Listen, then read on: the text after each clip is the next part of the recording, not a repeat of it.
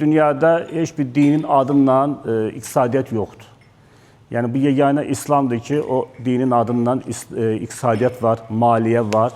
Bunun da başlıca səbəbləri ondan ibarətdir ki, istənilən maliyyə əməliyyatları və deyək ki, həyata keçirilənməmişdən qabaq, mütləq mənada onun İslam şəriətinə uyğunluğuyla bağlı rəvac verilməlidir, icazə verilməlidir.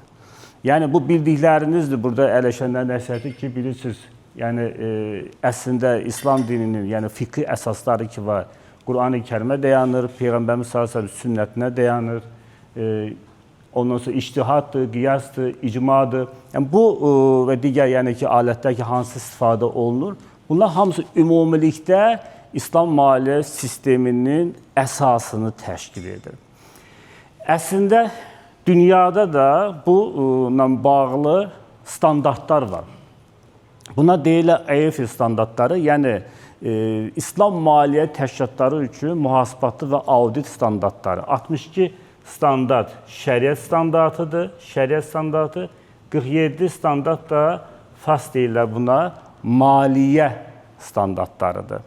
Yəni, bu 62 standart, belə deyək ki, ümumilikdə İslam aləmində mövcud olan bütün məzhəblərin, alimlərinin birgə, belə deyək ki, toplantısı əsasında formalaşır. Yəni, il ərzində çıxan suallar yönəldilir həmin baş ofisə, Bəhreyndə yerləşir, İslam İnkişaf Bankının və digər bankların təsis etdiyi qurumdur və orada artıq, belə deyək ki, hər bir ölkədən olan nümayəndələrin səs verməsi ilə icma əsaslı qərarlar qəbul olunur. Orada da bildiyimiz, yəni Maliki məzhəbi, Həmbəlidir, Şafidir, Hənəfi məzhəbidir, hətta Cəfəri və İbadilik də, belə deyək ki, bu məsələlərdə fikir bildirə bilirlər.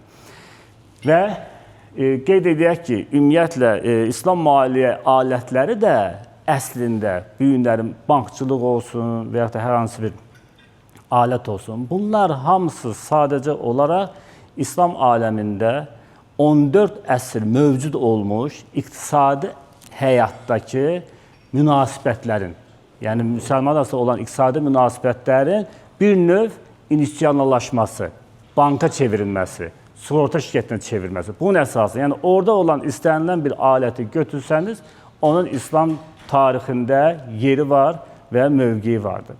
Və ona görə də biz görürük ki, bax, burada alətlərə baxanda, alətlər, yəni ortaqlıq alətinə bölünür, İslam maliyyə alətləri birinci olaraq. Ortaqlıq alətlərində məşhurları müşarakadır, müdaribə alətidir.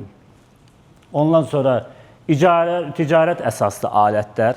Bunların içərisində murabaha var, musavama var, salam var, istisna var.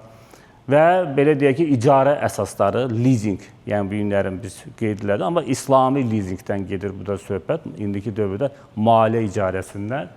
Və digər alətlər var, qiymətli kağızlar, sukukdur, ondan sonra İslami borc vermələr, qarz həsəndir, ondan sonra belə deyək ki, istənilən bu alətlər hamısı bu 4 belə deyək, sütunu əhatə edir.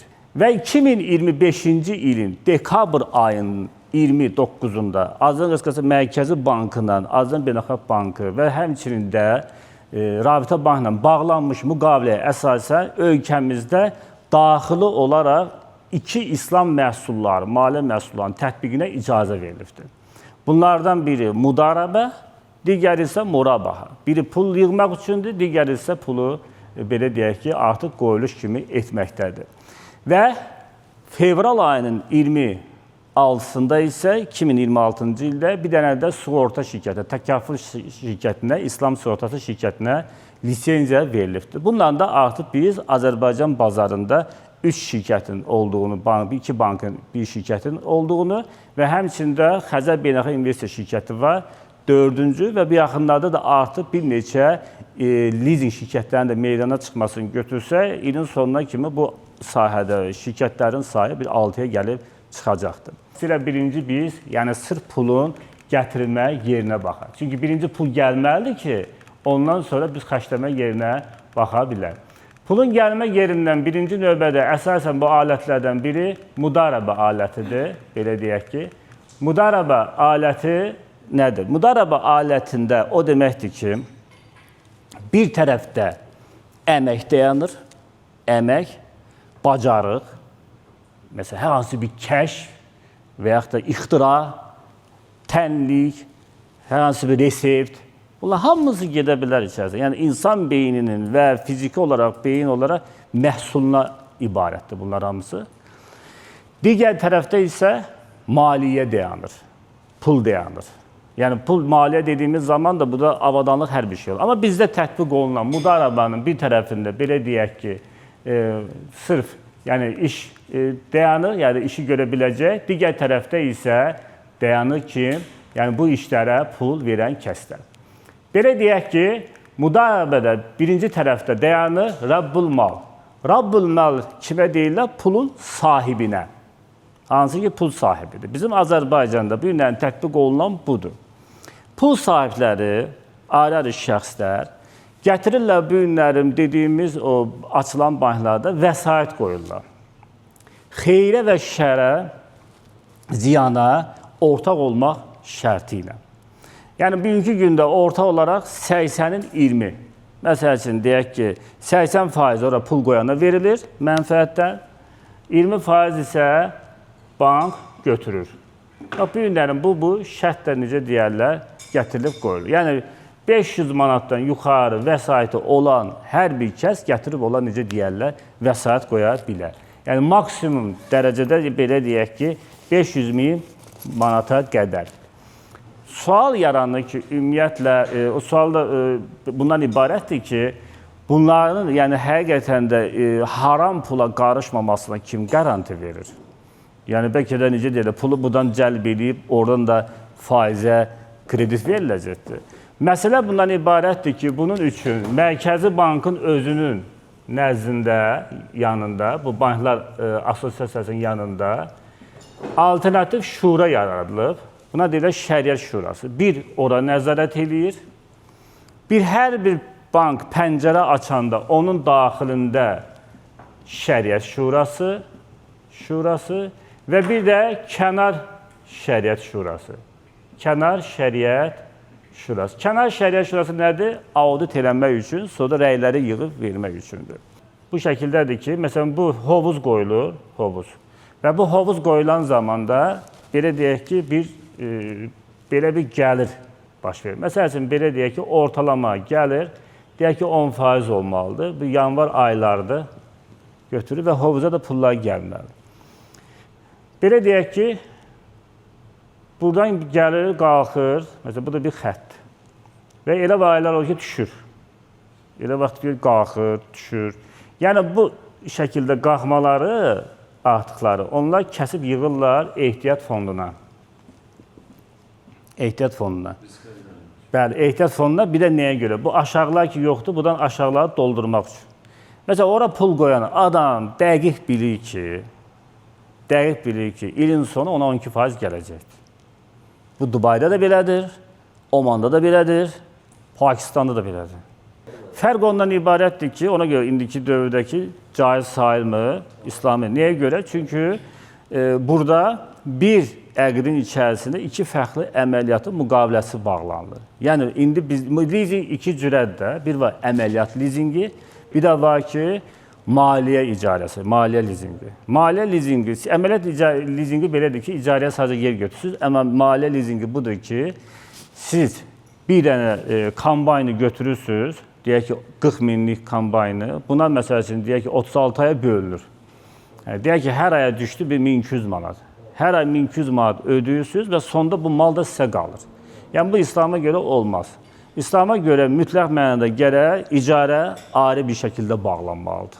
İcarə müqaviləsi ayrı bir şəkildə bağlanır. İcarə müqaviləsi ayrı bir şəkildə bağlanması nə deməkdir?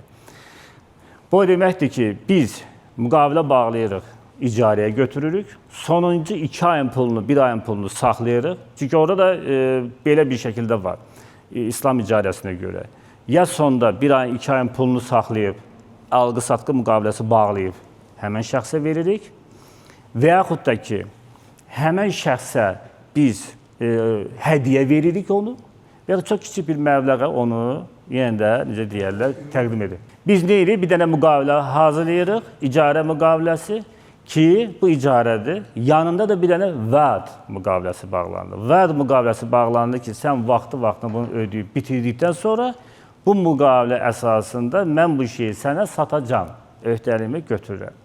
Bundan əlavə isə orada artıq dərin başqa məsələlər var. Fuad məndə məsələlər verir, çünki sənədlərin hazırlamasına iştirak edibdir. Məsəl üçün, belə deyək ki, lizinq avadanlıq alır.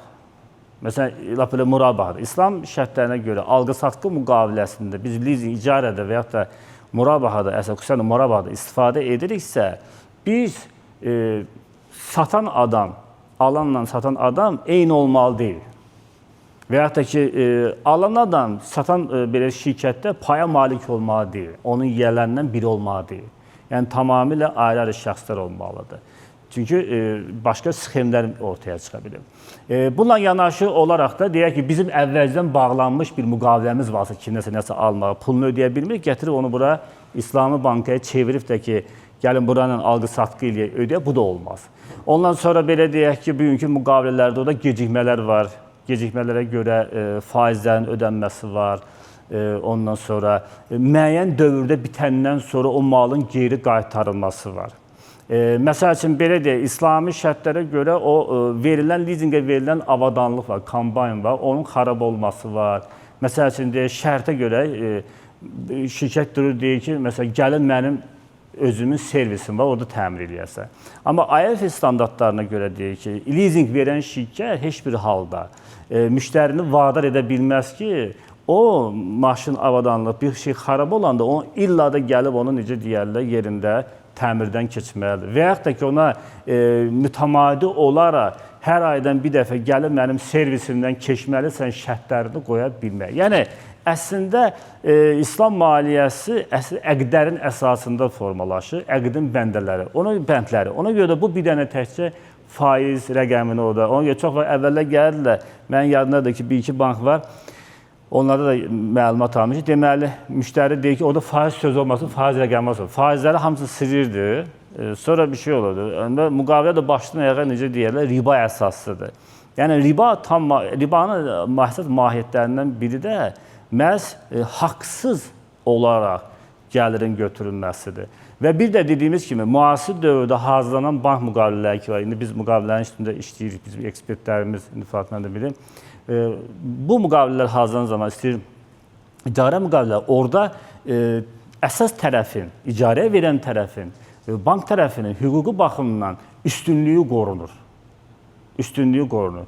İslam müqavilələrində isə bu da üstünlük yox, onun da aşağı enərək bərabər hüquqluğuna gətirib çıxarır. Ona görə də biz o məsələlərlə bağlı irad tutulanda bəzi bankların, məsələn, hüquqşünasları deyirlər ki, bunlar da elirlərdir ki, biz nə olur, bu bank üçün bu şəriət bir ağlamır, deyir.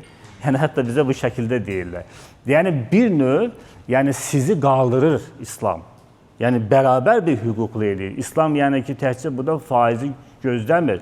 İslam deyir ki, əgər biz iki nəfər bir ticarət əlaqəsinə giririksə, biz bərabər olmalıyıq. Və yaxud da belə deyək ki, birimizin digər bu və ya digər şəkildə üstünlüyü olmalı deyil.